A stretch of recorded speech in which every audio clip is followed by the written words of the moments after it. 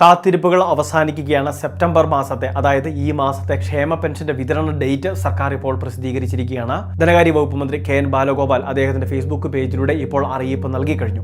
ക്ഷേമ പെൻഷന്റെ സെപ്റ്റംബർ മാസത്തെ ഒരു ഗഡുവിന്റെ 1600 രൂപയുടെ വിതരണമാണ് ഇപ്പോൾ പ്രഖ്യാപിച്ചിട്ടുള്ളത്. 841 കോടി രൂപയോളം ഇതിനുവേണ്ടി അനുവദിച്ചതായിട്ടും മന്ത്രി ഇപ്പോൾ അറിയിച്ചിട്ടുണ്ട്. അപ്പോൾ മസ്റ്ററിംഗ് എല്ലാം ചെയ്തവർക്കുള്ള ഏറ്റവും വലിയൊരു വിതരണത്തിനാണ് ഈ സെപ്റ്റംബർ മാസം 25-ാം തീയതി, അതായത് ഈ വരുന്ന വ്യാഴാഴ്ച തന്നെ വിതരണം ആരംഭിക്കുമെന്നാണ് സർക്കാർ അറിയിച്ചിട്ടുള്ളത്.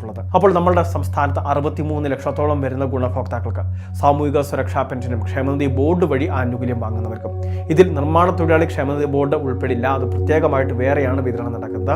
അതുകൊണ്ട് തന്നെ അവർ ഈ കാര്യങ്ങൾ തീർച്ചയായിട്ടും ഒന്ന് ശ്രദ്ധിക്കേണ്ടതുണ്ട്. മറ്റ് വിവിധ ക്ഷേമനിധി ബോർഡിലെ സജീവ അംഗങ്ങൾക്ക് 60 വയസ്സ് പിന്നിട്ടവർക്ക് ഈ ഒരു പെൻഷന് അർഹതയുണ്ടായിരിക്കും. 1600 രൂപ അവർക്കും ലഭിക്കുന്നതാണ്.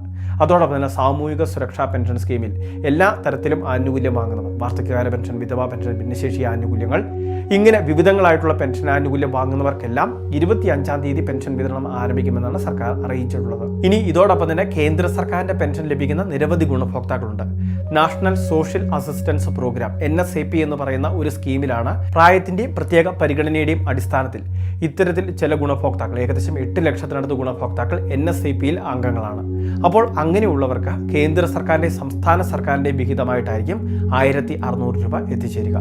അതായത് കേന്ദ്ര സർക്കാരിന്റെ വിഹിതം വേറെയാണ് ലഭിക്കുക.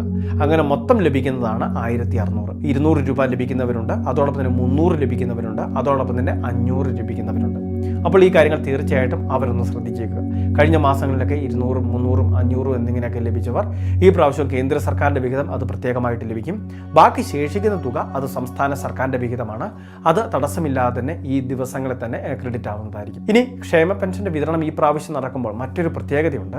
കാരണം നമ്മൾ മുൻപെല്ലാം അറിയിച്ചിരുന്നത് പോലെ, നിരവധി തവണ പറഞ്ഞതുപോലെ, ക്ഷേമ പെൻഷന്റെ മസ്റ്ററിങ്, ബയോമെട്രിക് മസ്റ്ററിങ് അക്ഷയ കേന്ദ്രങ്ങൾ വഴി പൂർത്തിയാക്കിയവരോ അല്ലെങ്കിൽ ജീവനക്കാർ വീട്ടിലെത്തി കിടപ്പ് രോഗികളുടെ ഹോം മസ്റ്ററിങ്ങും പൂർത്തീകരിച്ചവരുണ്ട്. അപ്പോൾ അങ്ങനെയുള്ളവർക്ക് മാത്രമായിരിക്കും ഈ പ്രാവശ്യത്തെ പെൻഷൻ തുക എത്തിച്ചേരുക. ഇത് ചെയ്യാത്തവർക്ക് പെൻഷൻ തുക ലഭിക്കുന്നതല്ല, അക്കൗണ്ട് താൽക്കാലികമായിട്ട് മരവിച്ച ഒരവസ്ഥയായിരിക്കും. അപ്പോൾ അത് എന്നാണോ മസ്റ്ററിങ് ചെയ്യുന്നത്, ഇളവുകളോടെ എല്ലാ മാസങ്ങളുടെയും 20-ാം തീയതി വരെയൊക്കെ മസ്റ്ററിങ് ചെയ്യുന്നതിന് സമയം അനുവദിക്കുന്നുണ്ട്. അപ്പോൾ ആ ഒരു സമയത്ത് അവരിത് പൂർത്തീകരിച്ചു കഴിഞ്ഞാൽ അവർക്കും തടസ്സമില്ലാതെ ധനസഹായം ലഭിക്കുന്നതായിരിക്കും. അത് പൂർത്തീകരിക്കുന്നത് ഏത് മാസമാണോ അതിനുശേഷമുള്ള പെൻഷൻ തുകയായിരിക്കും അവർക്ക് ലഭിക്കുക.